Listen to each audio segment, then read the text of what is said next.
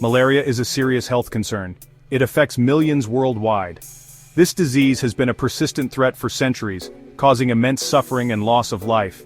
Despite significant advancements in medical science, malaria continues to be a formidable challenge, particularly in regions with limited access to healthcare. The impact of malaria is not just limited to health, it also affects the economic and social fabric of communities, trapping families in a cycle of poverty and illness. This life-threatening disease is caused by a parasite. The parasite is transmitted to humans through the bites of infected mosquitoes. Once inside the human body, the parasite multiplies in the liver before infecting red blood cells, leading to severe symptoms such as fever, chills, and anemia. The parasite is called Plasmodium. There are several species of Plasmodium, but the most deadly is Plasmodium falciparum. This species is responsible for the majority of malaria-related deaths worldwide. It spreads through the bites of infected mosquitoes. These mosquitoes are most active during dusk and dawn, making it crucial for people in affected areas to take preventive measures during these times. These mosquitoes are Anopheles mosquitoes.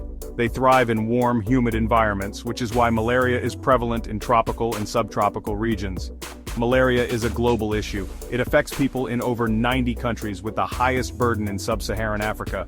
However, regions in South Asia, Latin America, and even parts of the Middle East are also significantly impacted.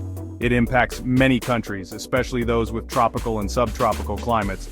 The environmental conditions in these areas provide ideal breeding grounds for mosquitoes, making it difficult to control the spread of the disease.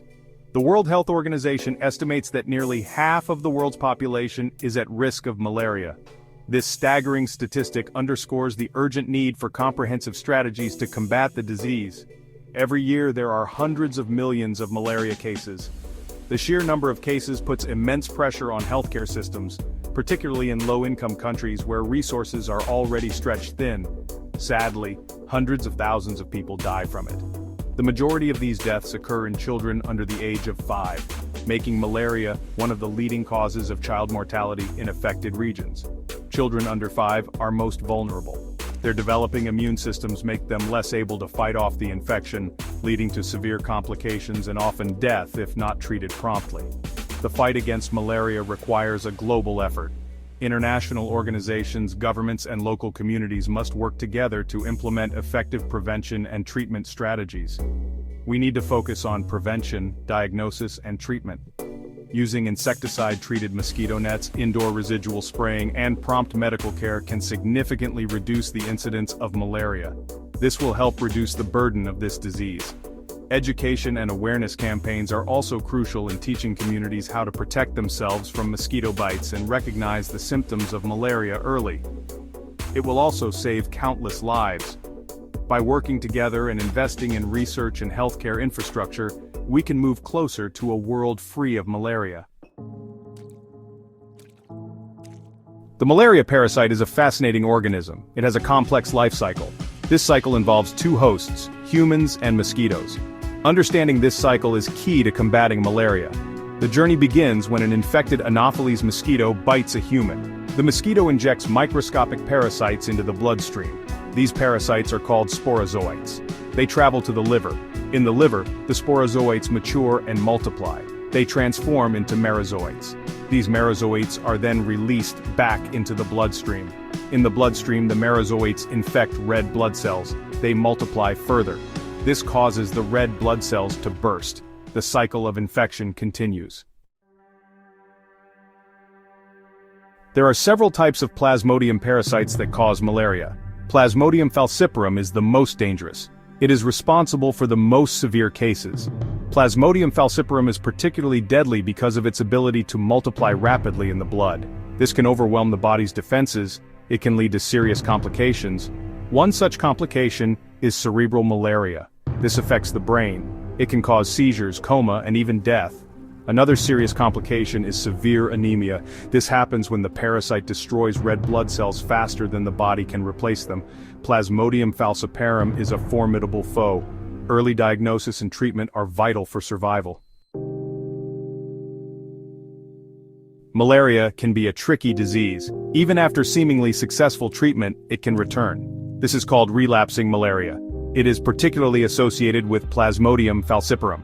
Relapsing malaria happens when some parasites remain dormant in the body after the initial infection. These parasites can reactivate later. This can happen weeks, months, or even years later.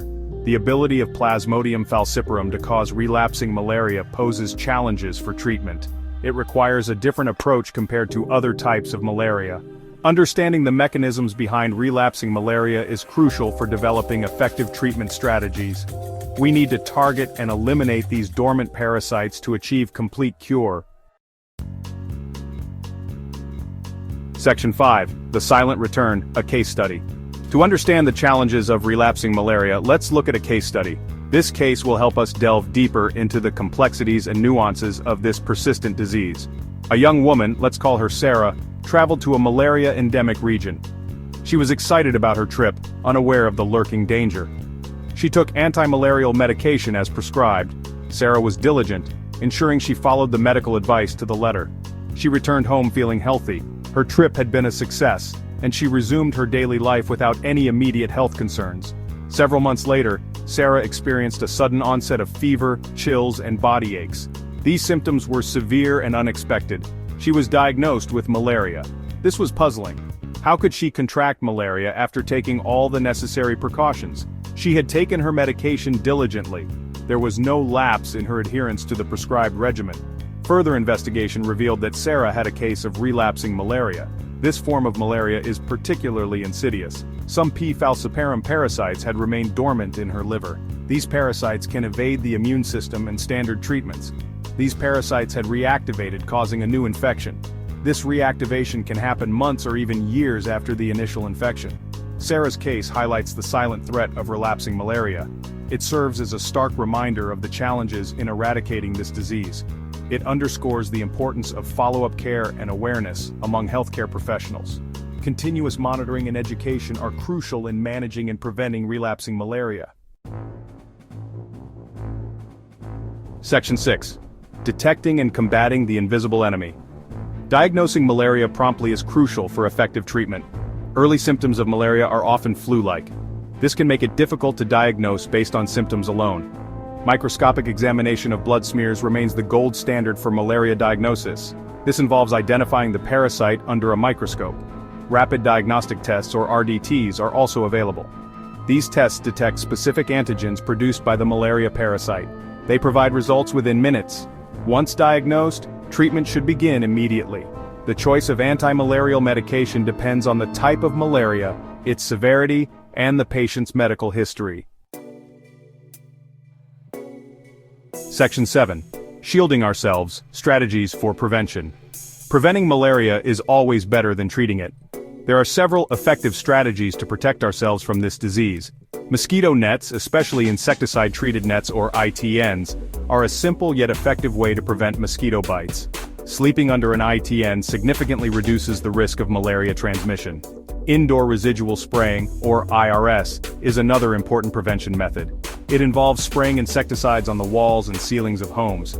This kills mosquitoes resting indoors. Personal protection measures are also essential. Using insect repellents, wearing long-sleeve clothing, and avoiding outdoor activities during peak mosquito biting hours can significantly reduce the risk of bites. Section 8. Malaria on American soil, a wake-up call. While malaria is typically associated with tropical regions, it's important to remember that it can occur anywhere in the world, including the United States. The perception that malaria is only a problem for far-off, exotic places is a dangerous misconception. In reality, the disease knows no borders and can affect anyone, anywhere. This is why understanding the global nature of malaria is crucial for effective prevention and control. In recent years, there have been reports of locally acquired malaria cases in the U.S. These reports are not just isolated incidents but a growing concern that needs immediate attention. The presence of malaria in the U.S., even in small numbers, indicates that the disease can re-emerge in areas where it was previously eradicated. This resurgence is a stark reminder of the persistent threat malaria poses.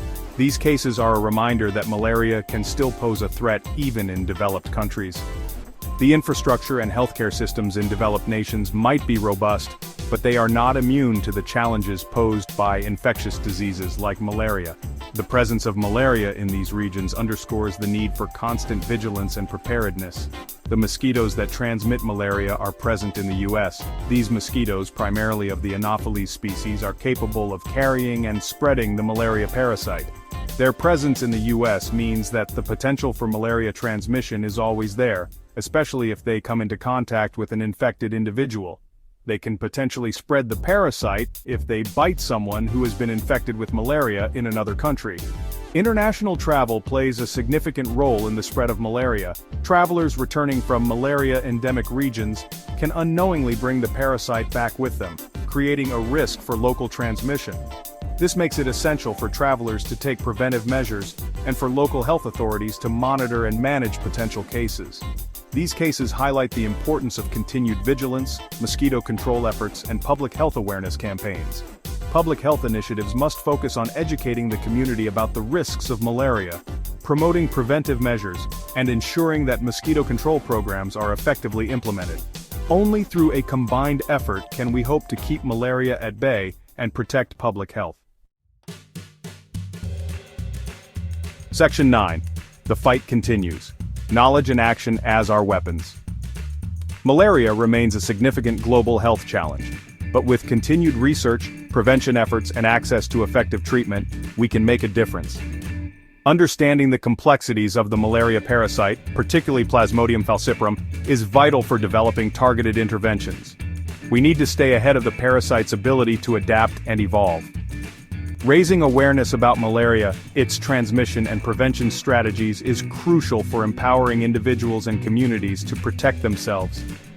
Knowledge is power in the fight against this disease. By working together, we can strive towards a world free from the burden of malaria.